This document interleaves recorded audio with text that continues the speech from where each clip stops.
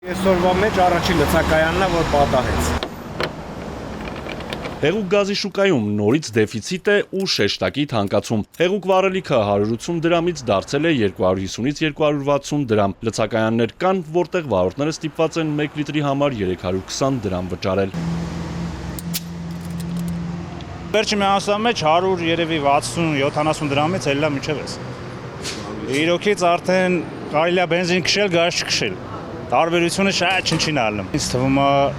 գազը Հայաստանում կա, պրոստը քաղաքական բանը դաշ չմտնենք, բայց ինչ-որ բան է կատարվում, որը ադրբեջանական բենզինի հետ է երևի կապված, որ լավ ծախվի։ Դա իմ կարծիքը։ Եվ թանկացել է, եւ քչացել է։ Ուրիշ ինչ պիտի ասենք։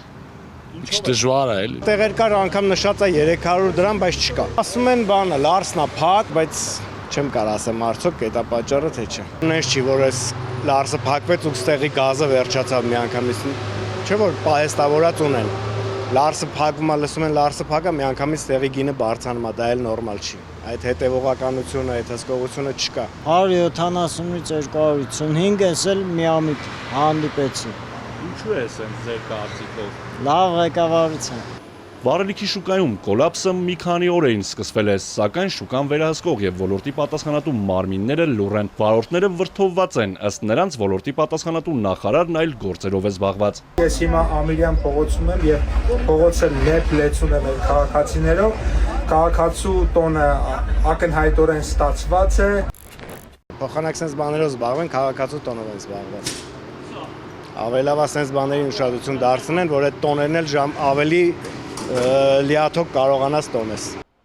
Բազմաթիվ լցակայաններում հեղուկ վառելիք կամ չկա, չեն աշխատում կամ միայն կտրոնով են վաճառում։ Ոչ մի տեղի քիչ չի, բոլոր տեղերն էլ կա, կտրոն են ուզում, թո կտրոնը տեղում ծախեն, ուղարկում են եսի մուրդը իսակով, գնում ես իրանց օֆիսը, ասում է չկա, չես ջոգում, ես ինչ խաղեր են խաղում, իրանց ծանոթ մեքենաներին են լցում, այսենց հազվադեպ տեղեր է։ Ասում են կտրոններով են վաճառում, ես երկու օր տնից դուրս չեմ եկել, դա պատահական նկատեցի, ասես ապրավ կանեմ։ Մի քանի տեղ չի եղել, նոր ստե հանդիպավ, հաց լցեցինք, էլի։ Վառելիքի դեֆիցիտի պատճառով որոշվել է միայն կտրոն ունեցող վարորդներին սպասարկել։ Այսպես են լցակայանների տնօրենները պարզաբանում խնդիրը, իսկ այն լցակայաններում, որտեղ հեղուկ վառելիքը կարելի է ձեռք բերել առանց կտրոնի, մեծ հերթեր են։ Տնտեսագետ Սուրեն Պարսյանի գնահատմամբ վառելիքի գնի կտրուկ աճն ու դեֆիցիտը պայմանավորված է եւ արտաքին եւ ներքին գործոններով։ Մեր երկիր հեղուկ գազը ներկրվում հիմնականում Ռուսաստանից, փոքր քանակով նաեւ Իրանից ու Իրաքից, սակայն Ամերիկա-իսրայելական հակամարտությամբ պայմանավորված վերջին ամիսներին հեղուկ գազ ներկրվում է միայն Ռուսաստանից։ Ռուսաստանի դաշնությունից ներկրումը մենք իրականացնում ենք վերին լարսի անցակետի միջոցով, որի փակլինը ուղղակի ազդում է Հայաստանի հեղուկ գազի շուկայի վրա։ Չնայած հայտարարվեց, որ Ադրբեջանի տարածքով կարող են հեղուկ գազ ներկրել, բայց այդպես էլ այդ մատակարարումը տեղի չունեցավ։ Հաշվի առնելով այն հանգամանքը, որ Հայաստանում հեղուկ վառելիք ներկրողները չունեն այստեղ մեծ պահեստներ, վերի լարսի անցակետի փակվելու պարագայում այստեղ առաջանում է դեֆիցիտ եւ այն տնտեսվարողները, որոնք ունեն պահեստներ, օգտվում են առիթից, ավելացնում են գները կամ վաճառում են միայն իրենց գազի լցակայանների միջոցով, մյուսներին չեն վաճառում։